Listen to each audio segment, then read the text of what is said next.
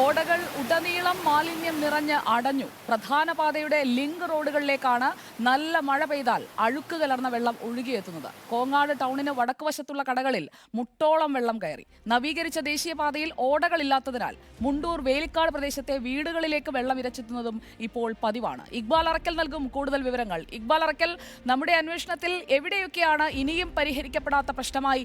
ഓടകൾ ഇല്ലാത്ത അവസ്ഥയുണ്ട്, ഉള്ള ഓടകൾ ക്രമീകരിക്കാത്ത അവസ്ഥയുണ്ട്. എവിടെയൊക്കെയാണ് ഇപ്പോഴും പരിഹരിക്കാത്ത, അധികൃതർ കണ്ണടയ്ക്കുന്ന പ്രശ്നങ്ങൾ ബാക്കി നിൽക്കുന്നത്? വലിയ മഴ വരുന്നതിന് മുൻപ് അവയിൽ ഏതൊക്കെയാണ് അടിയന്തരമായി പരിഹരിക്കേണ്ടത്? ഇക്ബാൽ.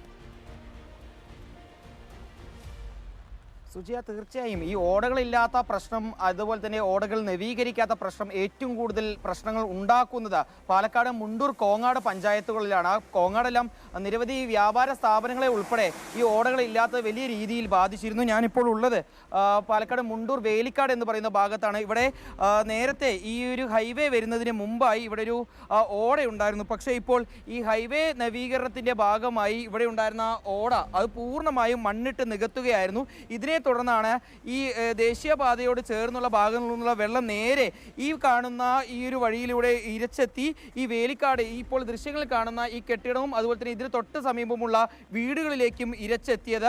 ഒരു മഴ പെയ്താൽ മലവെള്ള പാച്ചിൽ പോലെയാണ്, അല്ലെങ്കിൽ അത്തരത്തിലാണ് വെള്ളം ഈ വീടുകളിലേക്ക് ഒഴുകിയെത്തുന്നത്. ഇപ്പോൾ ദൃശ്യങ്ങൾ കാണുന്നത് ഒരു കടയുടെ നിർമ്മാണ പ്രവൃത്തിയൊന്നല്ല. ഈ കടയിലേക്കാണ് കഴിഞ്ഞ ദിവസം കനത്ത മഴയിൽ വെള്ളം ഒലിച്ചെത്തിയത്. ആ വെള്ളം ഈ കടകളിലേക്ക് എത്തുന്നത് തടയാൻ വേണ്ടി ഈ കട തന്നെ സിമെന്റ് ഇട്ട് മൂടുന്ന ഒരു കാഴ്ചയാണ് കാണുന്നത്. ഈ കടകളിലെല്ലാം കഴിഞ്ഞ കാലങ്ങളിലെല്ലാം ഇവിടെ പ്രവർത്തികൾ നടന്നിരുന്നു. ഇവിടെ റബ്ബർ വ്യാപാരം നടന്നിരുന്നു, അതുപോലെ തന്നെ ടൈലറിംഗ് ഷോപ്പ് ഉണ്ടായിരുന്നു. പക്ഷേ ഇത്തരത്തിൽ വെള്ളം ഇരച്ചെത്തുന്ന ഒരു കടകളിൽ വ്യാപാരം നടത്താൻ സാധിക്കില്ല. അതുകൊണ്ട് തന്നെ ഈ കടകളെല്ലാം ഇപ്പോൾ സിമെന്റ് ഇട്ട് മൂടുകയാണ്. ഇനി ഇതിൻ്റെ പ്രവേശനം തൊട്ടപ്പുറത്തെ വഴികളിലൂടെ ആക്കുക എന്നല്ലാതെ മറ്റൊരു വഴിയുമില്ല. ഇപ്പോൾ ഈ കടകളുടെ എല്ലാം ഉടമയായിട്ടുള്ള ജോസേട്ടൻ നമ്മളോടൊപ്പം ചേരുന്നുണ്ട്. ജോസേട്ട, ഈ വിഷയങ്ങൾ പരാതി കൊടുത്തിട്ടിപ്പോൾ 6 മാസത്തിൽ മേലെയായി പരാതി കൊടുത്തിട്ട്. ഇതുവരെ അവർ ഫണ്ടില്ല എന്ന് പറഞ്ഞ് ഡ്രെയിനേജ് ഉണ്ടാക്കാമെന്ന് പറഞ്ഞു. പ്രപ്പോസൽ ആദ്യം അവർ പറഞ്ഞു ഡ്രെയിനേജ് വേണ്ടിയുള്ള പ്രപ്പോസൽ അവർ അയച്ചിട്ടുണ്ട്, അപ്രൂവൽ ആയി കഴിഞ്ഞാൽ ചെയ്യാമെന്ന് പറഞ്ഞു. പക്ഷേ ഇതുവരെയും പ്രപ്പോസൽ അപ്രൂവൽ ആയിട്ടില്ല. ഫണ്ടില്ല എന്നുള്ള കാരണം പറഞ്ഞ് അവർ ഇതുവരെ നാളും നീട്ടിക്കൊണ്ട് പോവുകയാണ്. ഒരു ചെറിയ ഓടെങ്കിലും ഇതുവഴി വന്നാൽ ഈ ഒരു പ്രശ്നത്തിന് ഒരു പരിഹാരം ഉണ്ടാവും. ഇവിടെ ഡ്രെയിനേജ് ഉണ്ടാകുകയാണെങ്കിൽ ഈ പ്രശ്നത്തിന് പരിഹാരം ഉണ്ടാവും.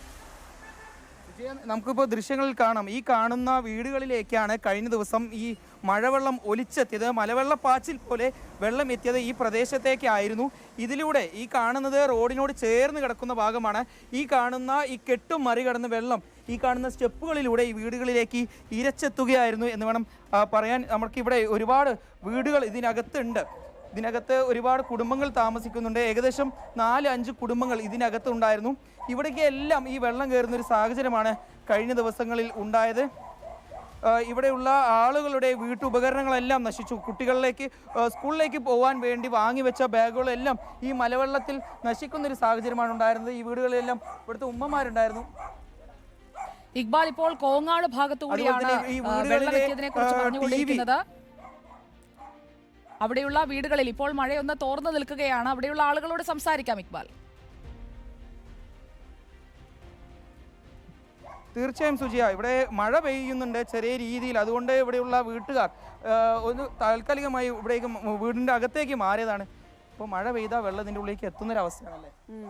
അതെ, ഇവിടെ വർഷങ്ങളോളമായിട്ട് ഇങ്ങനെ മഴ പെയ്താൽ അങ്ങനെ വെള്ളം തന്നെയാണ് വന്നുകൊണ്ടിരിക്കുന്നത്. അന്ന് വേസ്റ്റൊക്കെ വന്നായിരുന്നു. ഇപ്പം അതൊക്കെ അവിടെ കെട്ട് കാരണം നിന്നു. ഇപ്രാവശ്യമാണ് വീടിൻ്റെ ഉള്ളിലേക്ക് ഇത്രത്തോളം വെള്ളം കയറിയത്. ഇന്നലെ ഹൈവേയുടെ അതോറിറ്റികൾ വന്നിരുന്നു, അവരെന്താ പറയുന്നത്? അവർ പറഞ്ഞത് നമ്മൾ സ്ത്രീകൾ അങ്ങോട്ട് പോയി നോക്കിയിട്ടില്ല, ഇവർ പുരുഷന്മാരല്ലേ അവിടെ പോയി സംസാരിച്ചത്. ഉണ്ടായിരുന്ന സാധനങ്ങളൊക്കെ നശിച്ചോ? ചെറുതായിട്ട് സാധനങ്ങളൊക്കെ പെട്ടെന്ന് ഉള്ളിലേക്ക് കയറ്റുണ്ടായത്, പെട്ടെന്ന് വെള്ളം പെട്ടെന്ന് വരികയുണ്ടായത്. പ്രതീക്ഷിച്ചിരുന്നോ ഈ മലവെള്ളം അല്ലെങ്കിൽ മഴവെള്ളം ഉള്ളിലേക്ക് വരുന്ന പ്രതീക്ഷ? ഇല്ല, പെട്ടെന്ന് ഞങ്ങൾ കുട്ടികളായിട്ട് ഇരിക്കുകയായിരുന്നു. അപ്പൊ പെട്ടെന്നാണ് ഷട്ടർ പൊക്കിയിട്ട് അടിയിൽ കൂടി വെള്ളം വന്നത്. രാത്രിയായിരുന്നു പെട്ടെന്ന് വെള്ളം വന്നത്. പെട്ടെന്ന് എന്താ ചെയ്യേണ്ടിന്ന് അറിയാണ്ടായി. കുട്ടികളും ഉണ്ടായിരുന്നു. ഓട നിർമ്മിച്ചാൽ ആ വഴിക്ക് ഒരു ഓട നിർമ്മിച്ചാൽ നിങ്ങളുടെ പ്രശ്നം എല്ലാം പെട്ടെന്ന് ശരിയാവും. അതാണ് മുണ്ടൂർ വേലിക്കാട് പ്രദേശത്തെ ഇവിടെ ഓടയില്ലാത്ത പ്രശ്നമാണ്. ഓട ഉണ്ടായിരുന്നെങ്കിൽ അതെ അതെ അതെ ഇക്ബാൽ, അതായത് അവിടെ ഒരു ഓട നിർമ്മിച്ചാൽ തീരാവുന്ന പ്രശ്നമേ ഉള്ളൂ. ഒരു ഓട നിർമ്മിച്ചു കഴിഞ്ഞാൽ ഈ കൊച്ചു കുഞ്ഞുങ്ങളൊക്കെയുള്ള വീടുകളിലേക്ക് ഈ എലിയൊക്കെ പോകുന്ന എലിയുടെ അടക്കം വിസർജ്യമുള്ള വെള്ളമൊക്കെ ഒഴുകിയെത്തുമ്പോൾ അത് അവർക്കുണ്ടാക്കുന്ന അസുഖങ്ങളെക്കുറിച്ചൊക്കെ നമ്മൾ ആലോചിക്കേണ്ടതുണ്ട്. നമ്മൾ പ്രസംഗത്തിൽ മാത്രമല്ല പ്രവൃത്തിയിലേക്കും വരണം. ഓട ഇല്ലെങ്കിൽ ഓട മൂടാനുള്ളതല്ല, ഓടയിലൂടെ അധികമായി വരുന്ന മഴപ്പെയ്ത്തിൽ മണ്ണിലേക്ക് ആഴ്ന്നിറങ്ങാത്ത ബാക്കി വെള്ളം ഒഴുകി പോകാനുള്ളതാണ് ഓട. ആ ഓട മൂടിയിട്ടല്ല വികസനം നടപ്പാക്കേണ്ടത്.